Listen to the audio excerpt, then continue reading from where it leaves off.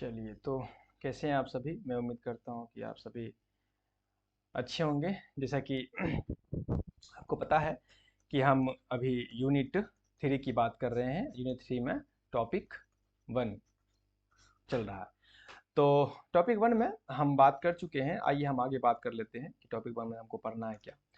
Topic 1 में हम curriculum के बारे में पढ़ चुके हैं, सिलेबस के बारे में पढ़ चुके हैं, करिकुलम के टाइप्स को पढ़ चुके हैं, इन तमाम चीज़ों को पढ़ चुके हैं। अब हमको बात करना है कि इसके आधार क्या है, इसके बेस क्या है, किस बेस पर, किस आधार पर करिकुलम को तैयार किया जाता है, बनाया जाता है।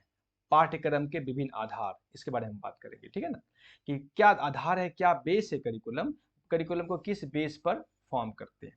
देखिए, करिकुलम को जो बनाया जाता है तो उसके कई सारे आधार हैं। आधार मतलब जैसे कि घर बनाते हैं तो उसकी जो बेस आप देते हैं, वैसे ही करिकुलम बनता है तो उसका भी बेस है। बिना बेस का करिकुलम तैयार नहीं होता है। अब वो बेस जो है वो करिकुलम को, पाठचर्या को एक मजबूती देता है।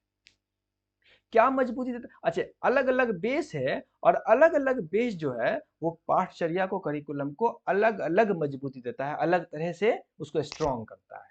अच्छा, वो क्या बेस है और उस बेस का क्या असर पड़ता है करिकुलम पर, इस बात को हमें समझने की कोशिश करनी है। तो आइए हम समझते हैं कि वो क्या बेस है जिस बेस पर करिकुलम को बनाया जाता है। अब वो करिकुलम को किस तरह से अपना एक नजरिया, एक दृष्टिकोण प्रदान करता है।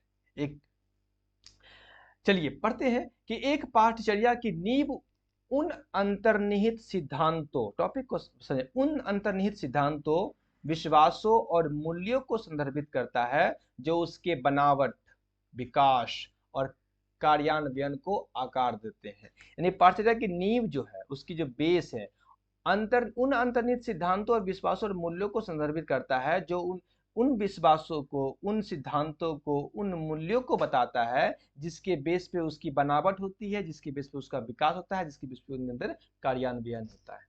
ये मूलभूत तत्व जो है, जो बेस जो है, जो जो बेस है, ये मूलभूत तत्व जो बेस है, वो रूपरेखा प्रदान करते हैं जिस पर पाठचर्या बनाया जाता है।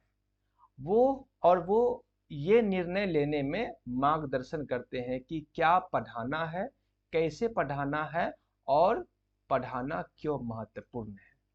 ये जो बेस है, ये जो आधार है, वो आधार ये बताता है कि आखिर करिकुलम में क्या चीज को पढ़ाना है, कैसे पढ़ाना है और पढ़ाना क्यों महत्वपूर्ण है। ये बेस जो है उसका ये काम है। तो आइए कुछ आधार, कुछ बेस को समझने की कोशिश करते हैं। उसमें जो पहला बेस है वो है दार्शनिक आधार, फिलोसफिकल फाउंडेशन, या फिलोसफिकल बेस भी आप उसे कह सकते हैं।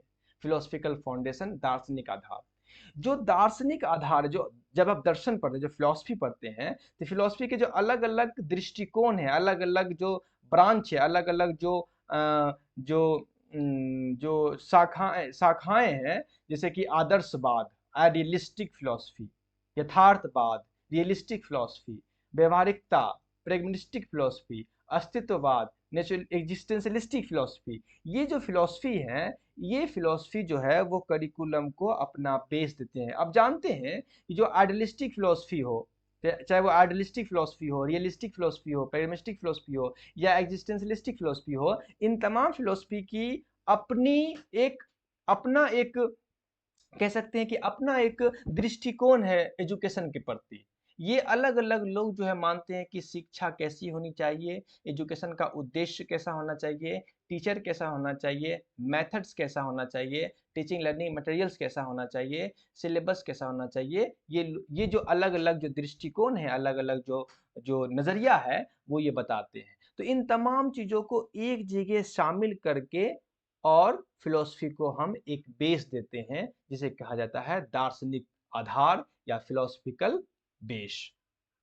अच्छा, इस बेस में, जो फिलोसफिकल बेस में, ये क्या बात करते हैं, ये दृष्टिकोण जो बात करता है ज्ञान की प्रकृति, ये बात करता है कि नेचर, जो नॉलेज है उसका नेचर क्या है, शिक्षा का उद्देश्य क्या होना चाहिए और शिक्षक और छात्र की क्या भूमिका हो, इन तमाम चीजों के बारे में वो बात करता है।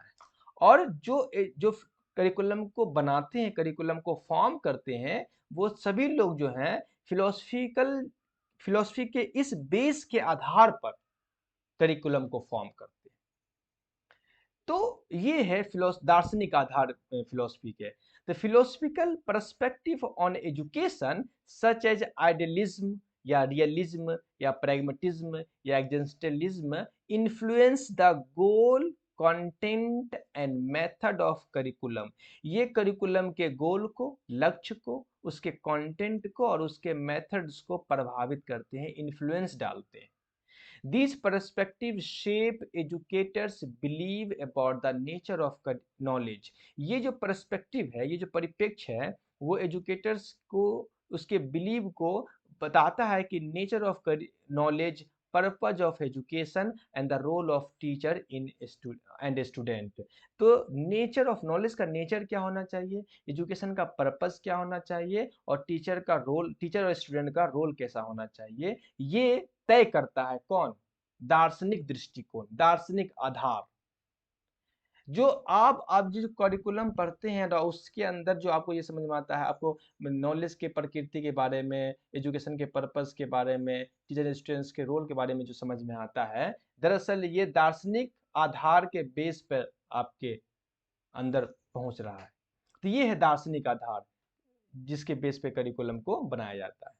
इसके अलावा हम बात करेंगे मनोवैज्ञानिक आधार, साइकोलॉजिकल बेस। तो जिस तरह है दार्शनिक जो अलग अलग थॉट्स हैं, दार्शनिक जो आइडियलिस्टिक की बात किया मैंने, रियलिस्टिक की बात किया मैंने, एग्जिस्टेंशलिस्टिक की बात किया मैंने, ये जो करिकुलम को अपना एक दृष्टिकोण प्रदान करते हैं, वैसे ही साइकोलॉजी के अंदर भी कई सारे थॉट्स हैं, जैसे कि व्यवहारवाद, जैसे कि संज्ञानात्मकता, कंस्ट्रक्टिविस्ट थॉट, रचनात्मकता, सामाजिक सांस्कृतिक सिद्धांत, निर्देशात्मक रणनीति, मूल्यों, विधियों के सीखने के माहौल के बारे में निर्णय को सूचित करते हैं।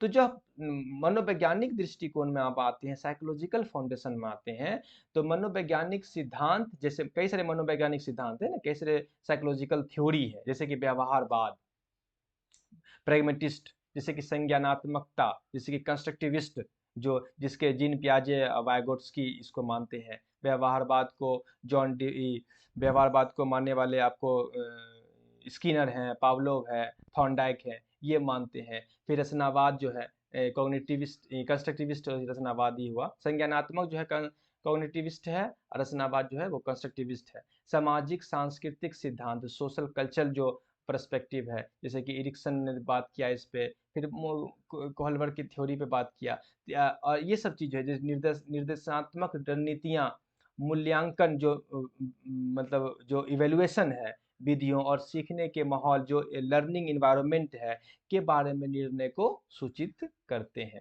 तो जब आप साइकोलॉजी हम पढ़ते हैं, तो जब साइकोलॉजिकल बेस को देखते हैं, तो ये साइकोलॉजिकल बेस जो है वो बताता है जो अलग अलग सिद्धांत साइकोलॉजी में, अलग अलग थ्योरी है साइकोलॉजी में, चाहे वो व्यवहारवाद का हो, रचनावाद का हो, सामाजिक सांस्कृतिक सिद्धांत हो या संज्ञानात्मक सिद्धांत हो, इन तमाम चीज़ों को जो हम जब चूंकि आप पढ़े होंगे तो इन तमाम चीज़ों को देखे होंगे कि ये क्या बात करता है कि एजुकेशन कैसा होना चाहिए।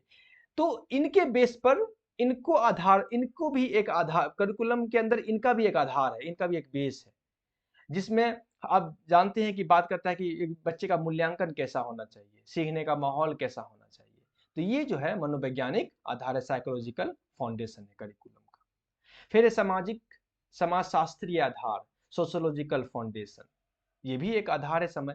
तो ये संस्कृति, सामाजिक वर्ग, लिंग, जातीयता और वैश्वीकरण जैसे समाजशास्त्रीय कारक पाठचर्या, सामग्री और उनके कार्यान्वयन को प्रभावित करते हैं।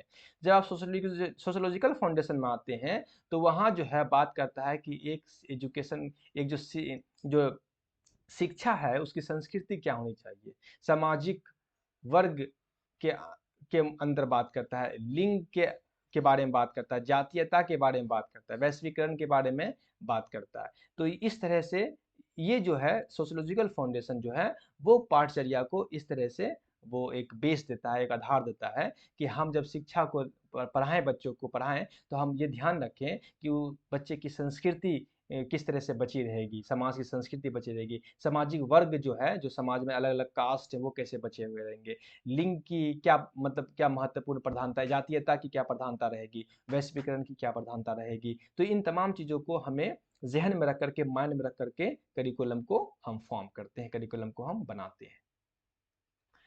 ठीक है ना। तो फिर आगे बात करते हैं और कुछ है, जैसे कि ऐतिहासिक आधार, हिस्टोरिकल फाउंडेशन। करिकुलम को हिस्ट्री भी जो है एक आधार देता है, एक बेस देता है। जैसे कि शिक्षा और पाठचर्या पर ऐतिहासिक परिप्रेक्ष्य, शैक्षणिक प्रथाओं के विकास और समकालीन पाठचर्या बनावट पर उनके प्रभाव में अंतर्दृष्टि प्रदान करते हैं। जो शिक्षा है और पाठचर्या है पर ऐतिहासिक परिप्रेक्ष्य और शैक्षणिक प्रथाओं, जो ऐतिहासिक परिप्रेक्ष्य है, जो हिस्टोरिकल पर्सपेक्टिव है, और शैक्षणिक प्रथाओं जो एजुकेशनल जो प्रथाएं हैं, और विकास की समकालीन पाठचर्या बनावट और उनके प्रभाव में अंतर्दृष्टि प्रदान करते हैं। पिछले शैक्षणिक आंदोलनों, जैसे कि जो एजुकेशनल जो मूवमेंट हुआ, उस सुधारों और विवादों को समझने से पाठचर्या के लक्ष्यों, सामग्री और संरचनाओं के बारे में हमें निर्णय लेना आसान हो जाता है। यानी कि हम जो पहले ज़माने में, जो शुरू के वक्त में, जब फिर पहले ज़माने में जो एजुकेशनल मूवमेंट हुआ, जो समाज में सुधार हुए, जो सुधारिक विवाद हुआ, जब उन चीज़ों को हम दिमाग में रखते हैं तो हमें एजुकेशन के लक्ष्य को और उसके सामग्री को और उसके संरचना को फॉर्म करने में आसानी होती है। इसलिए नहीं कहता है कि history makes a man perfect. जब हम इतिहास को जानते हैं तो हम फ्यूचर को अच्छे से प्रिडिक्ट कर सकते हैं, या हम ये कोशिश कर सकते हैं कि फ्यूचर में जो हिस्ट्री की जो गलती हुई है वो गलती ना दोहराया जाए। तो इस तरह से जब हिस्ट्री की गलती को सीखते हैं, जो ऐतिहासिक परिप्रेक्ष्य में हम जाते हैं, तो उस चीज़ों को सीखते, जो शैक्षणिक आंदोलन हुआ, जो सुधार हुए, उन चीज़ों को जानते हैं, वहाँ सीखते हैं, और जो चीज़ वहाँ गलती हुई है उस गलती से हम बचते हैं और पाठ्यक्रम को हम बनाते हैं, तैयार करते हैं।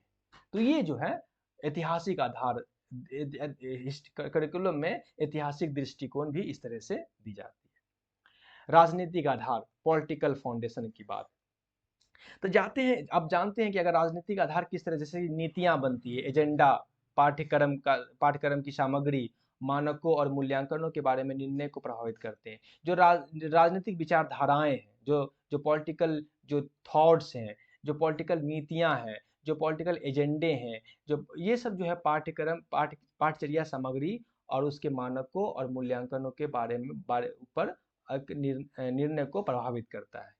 स्थानीय राज्य हो गया या राष्ट्रीय स्तर पर शिक्षक नीतियां जो पाठचर्या विकास प्रक्रिया को प्राथमिकता को आकार देते हैं। जो स्टेट लेवल पर जो हम पॉलिसी बनाते हैं, जो नेशनल लेवल पर जो पॉलिसी बनाते हैं, ये तमाम चीज जो है वो शिक्षा की नीतियां पर अपना एक मतलब शिक्षा की जो पॉलिसी है, उस पॉलिसी को, वो पॉलिसी जो है वो शिक्षा को एक आकार देता है, एक बेस देता है।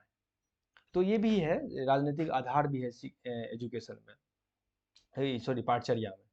फिर है तकनीकी आधार, टेक्निकल फाउंडेशन। तकनीकी आधार पे बात, आप ये नया इधर शामिल किया गया पिछले 5-6 सालों में, तकनीकी आधार।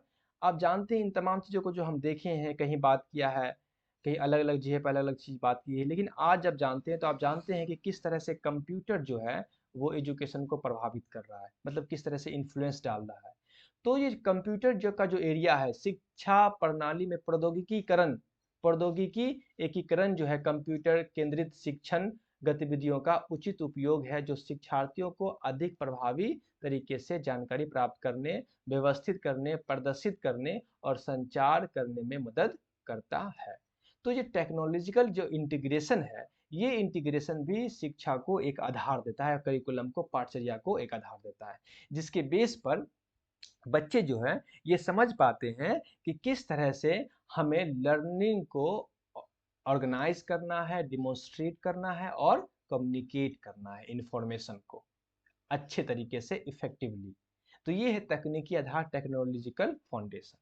तो अभी तक हम बात किए थे फिलोसफिकल फाउंडेशन के बारे में, फिर बात किए साइकोलॉजिकल फाउंडेशन के बारे में, फिर बात किए हम सोशोलॉजिकल फाउंडेशन के बारे में, फिर बात किए हिस्टोरिकल फाउंडेशन के बारे में, फिर बात किए हम पॉलिटिकल फाउंडेशन के बारे में, फिर बात किए हम टेक्नोलॉजिकल फाउंडेशन के बारे में।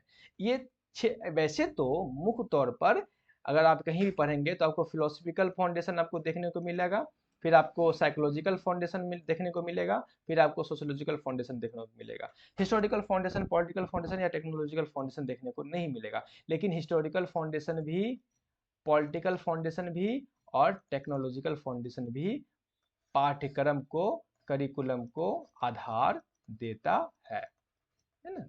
करिकुलम को आधार देता है, ये बेस देता है करिकुलम को, चाहे वो फिलोसफिकल फाउंडेशन हो। जानते हैं ना, बिल्कुल सही बात है। फिलोसफी जो है ये तय करता है कि एजुकेशन का, शिक्षा का उद्देश्य क्या होगा, ये फिलोसफी तय करता है ना। साइकोलॉजी तय करता है कि शिक्षा का करिकुलम में हम ये शामिल करें कि जो अलग अलग मेथड्स हैं, जो बच्चे को सीधे अगर समझेंगे ना, आपको समझना है इंटरेस्ट, किस तरह से बच्चे के अंदर इंटरेस्ट पैदा करें, किस तरह से हम मेथड का इस्तेमाल करें, किस तरह से हम इवोल्यूशन का इस्तेमाल करें, कैसे हम असेसमेंट का इस्तेमाल करें, कैसे हम teaching learning materials TLM teaching learning materials का इस्तेमाल करें, किस तरह से इस्तेमाल करें, ये चीज़ पर ये फोकस करता है साइकोलॉजी। जब सोशोलॉजिकल पे हम आते हैं तो ये बात करता है कैसे हम समाज में वैल्यू को बनाए रखें, कैसे नॉर्म्स को बनाए रखें, कैसे समाज में हम इथिक्स को बनाए रखें, इस पर फोकस करता है। जब हिस्टोरिकल पर्सपेक्टिव में हम देखते हैं तो हमें बात करता है किस तरह से हम वो मोमेंट को याद रखें, वो आंदोलन को याद रखें जिसको हम सीख करके अपने करिकुलम को और बेहतर कर सकते हैं। पॉलिटिकल बेस को हम देखेंगे तो हमको समझ में आता है किस तरह से पॉलिसी जो बनती है वो करिकुलम को एक आधार देता है। टेक्नोलॉजिकल बेस में आते हैं तो हम समझते हैं जो अभी ICT का जो जमाना चल रहा है, इंफॉर्मेशन कम्युनिकेशन टेक्नोलॉजी, जो ICT का ज़माना चल रहा है, इंफॉर्मेशन कम्युनिकेशन टेक्नोलॉजी जो का ज़माना चल रहा है, वो किस तरह से एजुकेशन को अपना बेस देता है, आधार देता है, करिकुलम को अपना बेस देता है और आधार देता है। जिस तरह से जिस पर पाँव रख करके करिकुलम जो है एक खूबसूरत अंदाज से स्कूल में, समाज में अपना जो है रोशनी, अपना जो कह सकते हैं लाइट, अपना जो फोकस जो है वो बढ़ाता है। अब बच्चे के अंदर जो है एक हॉलिस्टिक डेवलपमेंट के तरफ बच्चे को ले जाता है, हॉलिस्टिक डेवलपमेंट की तरफ बच्चे को ले जाता है। तो ये जो है अलग अलग आधार थे करिकुलम के, और करिकुलम के कंसेप्ट के बारे में पहले वीडियो में पढ़ लिए थे, सिलेबस के बारे में पढ़ लिए थे, करिकुलम के टाइप्स के पढ़ लिए थे, और यहाँ हम पढ़े हैं करिकुलम का अलग अलग आधार क्या है। तो आई होप आप बात को समझ रहे होंगे। नेक्स्ट वीडियो में हम इस टॉपिक से रिलेटेड कुछ क्वेश्चंस को कर लेंगे ताकि जो भी कंफ्यूजन आपके अंदर है वो कंफ्यूजन इस टॉपिक से रिलेटेड खत्म हो जाए। तब तक के लिए फिर मिलते हैं अगले टॉपिक में। तब तक के लिए अपना ख्याल रखिएगा। Okay, bye.